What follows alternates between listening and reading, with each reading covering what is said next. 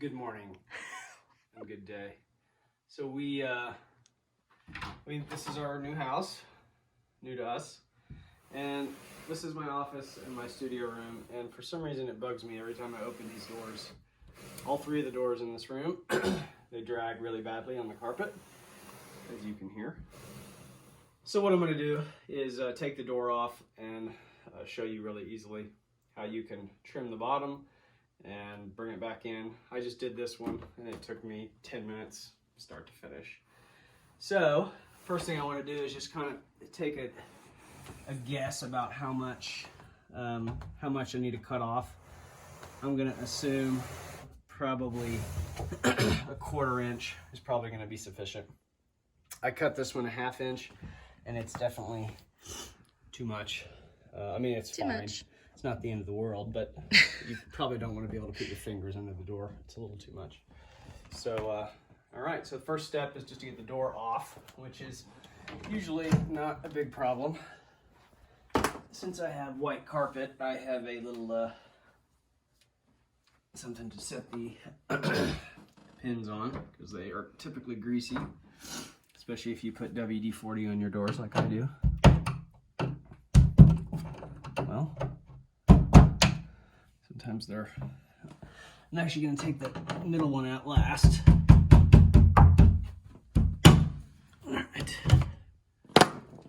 Alright, so we'll just hold the door. Get that last guy out. Alright, so that's that. So now we will haul this down the stairs and cut it. I don't think that table's going to work there. Yeah, it's kind of in the way. I think I'm going to put it over where the couch is. Oh my gosh. And these Nerf guns are also in a convenient location. Of course. I think I just pulled my back out. Sweet.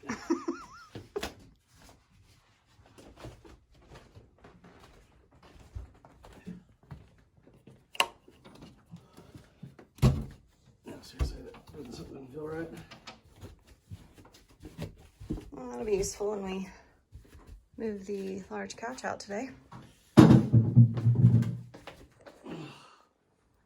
What'd you do?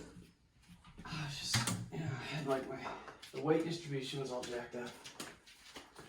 Make sure you distribute your weight properly. Daisy girl, you're always getting out.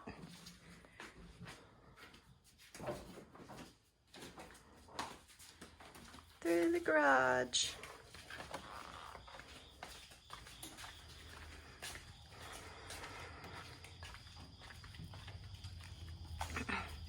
Okay, so step one.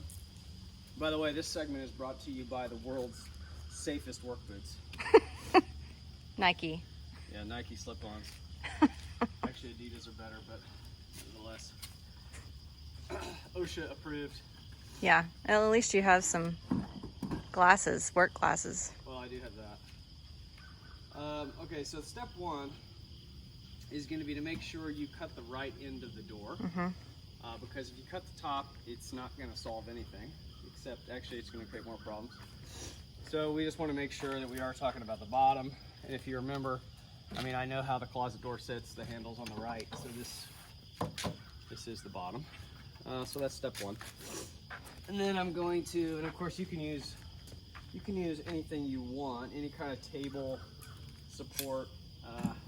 Typically I like to have work tables, but we haven't lived here long and I haven't gotten to the point of building one. So I'm using these sawhorses and I'm just clamping.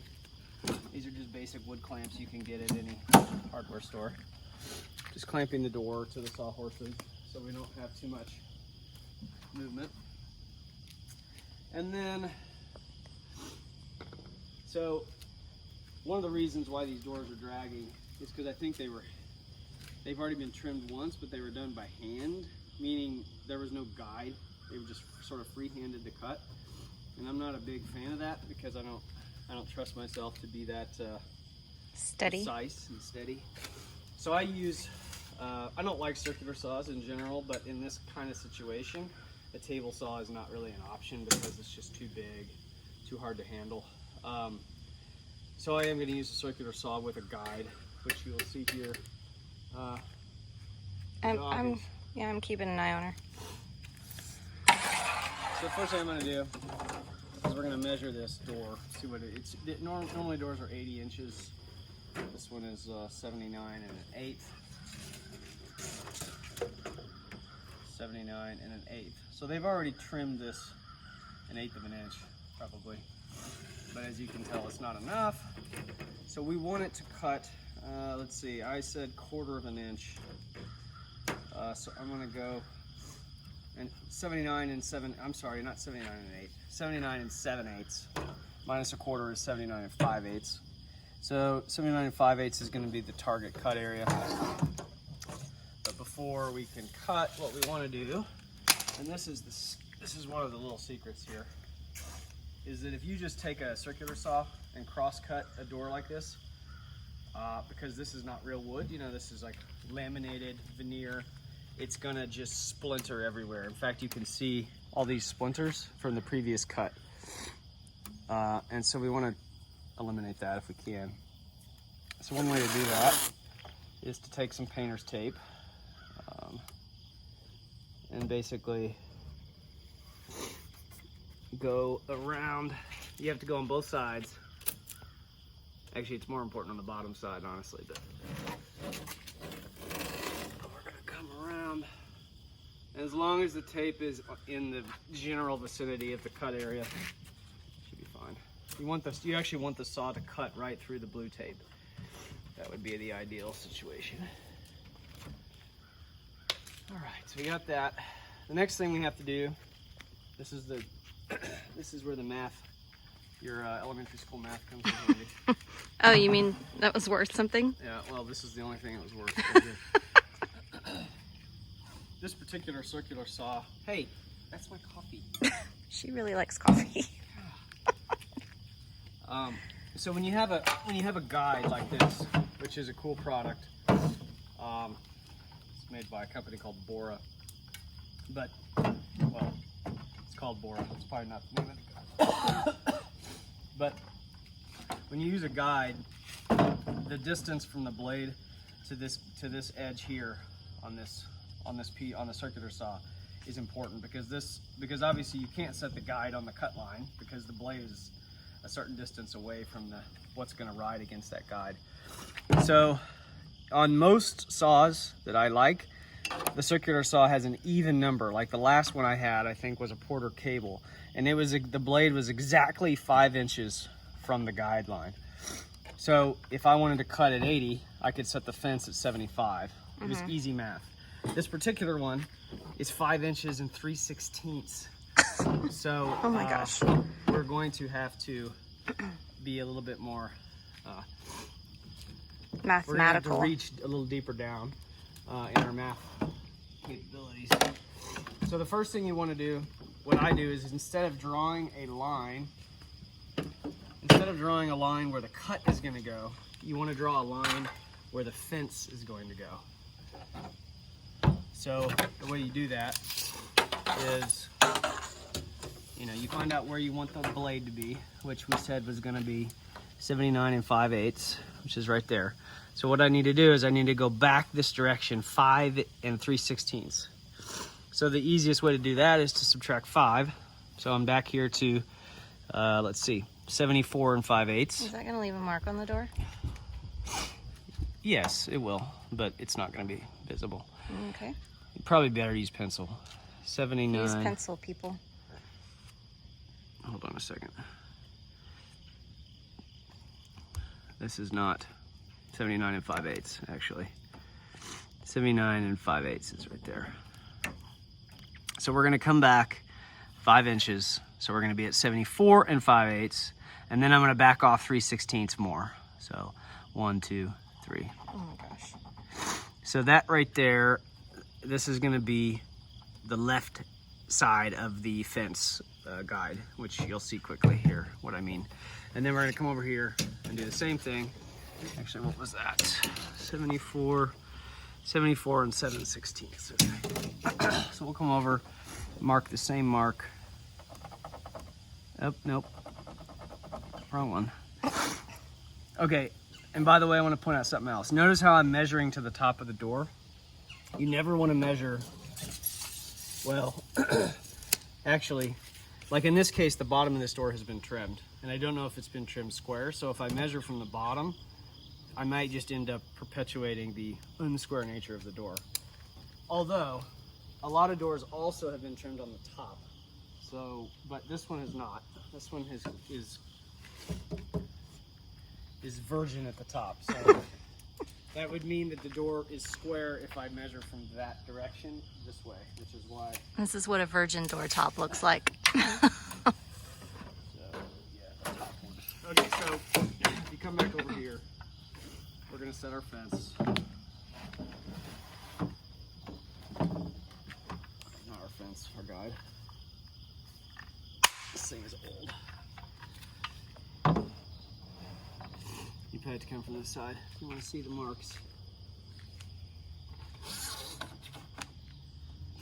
Okay, so there's the first mark, kind of hard to see. And then there's the second mark. The fences, or the guide's basically sitting on top of it. So once I have that in exactly where I want it to be, I'm just gonna push the handle down. And at this point, that baby's locked. It's not going anywhere. We have our Locked door. and loaded. We have our door attached to the sawhorses, and you can see when I put this here, you can see that the blade is hitting right just above the blue tape line, which is what we want. Don't go yet. So this is about where the blade runs, that inside tooth.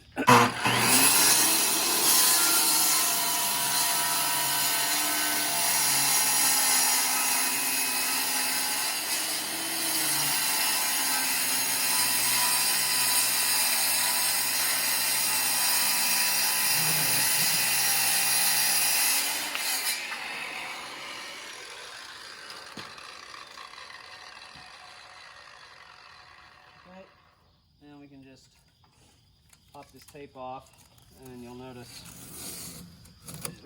that the splintering that you see was actually from before. So we didn't make it any worse. In fact, I can tell by feeling the bottom that it's not splintered at all on the other side. So that's it. Now we just reverse the process.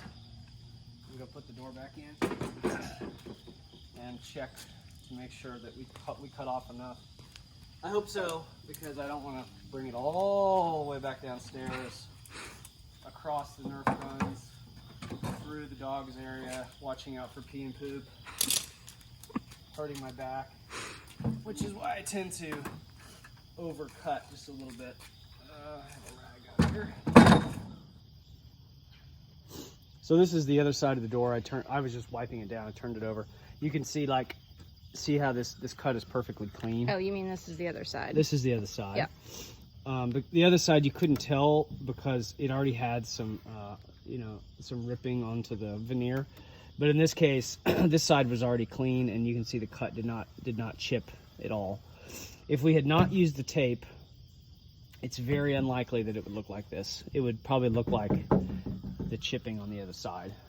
The only way you can get away with that and not do it is probably if you have a really, really good blade on the circular saw. Like one of those where the blade costs more than the saw type of thing. So, I think we're ready to go up and to do a test fit. We shall see. Back. I've moved my safety glasses to the top of my head. And I've taken my shoes off. So we're winding down. That's a signal that we're winding down. All right, so we're just gonna put the door back on.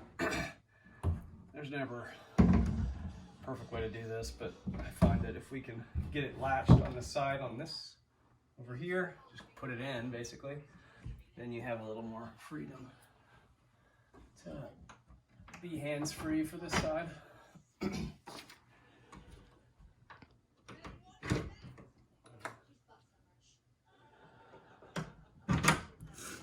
Okie dokie. Let's test. Oh yeah.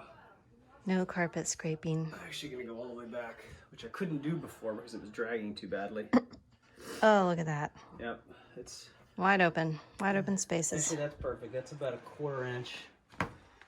above the carpet, which I think is perfect. So there you go.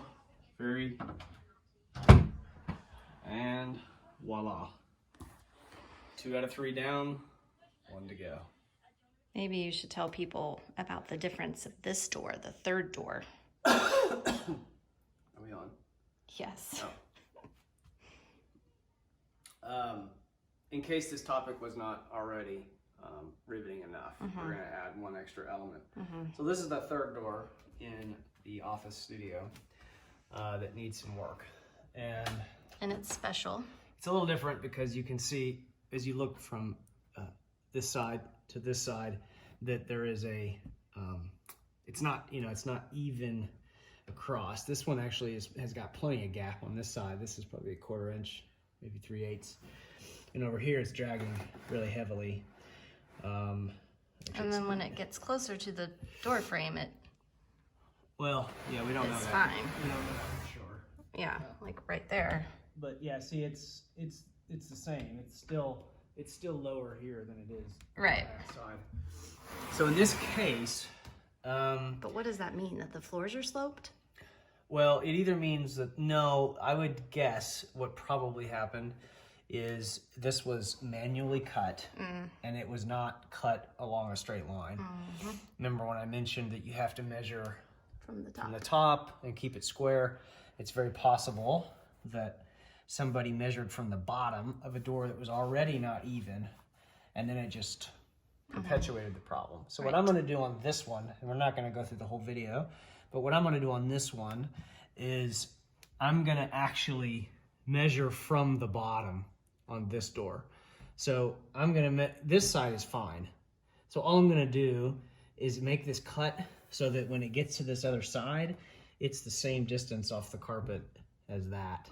So basically I will, this needs to come up about 1/4 inch. So I'll essentially just draw a line at 1/4 inch, connect it from this point, like with a straight, with a ruler, and draw a line.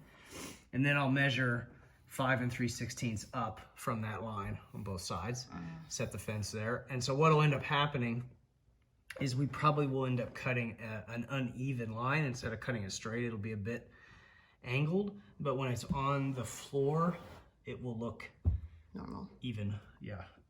So that's the deal. Brought to you by OSHA work sandals.